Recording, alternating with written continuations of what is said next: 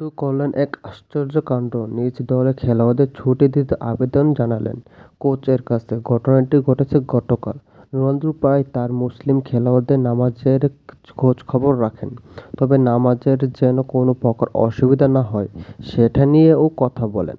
তবে এই ঘটনাটি একদমই অন্যরকম। গতকাল ট্রেনিং চলছিল তার দল আল নাসেরের। দলে বেশ কয়েকজন মুসলিম খেলোয়াড় রয়েছে।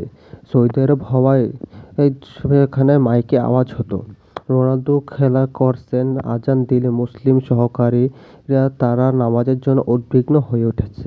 নামাজের সময় ট্রেনিং চলছিল। রোনালদো তার কোচকে গিয়ে বললেন নামাজের জন্য মুসলিম খেলোয়াড়দের বিরতি দিতে।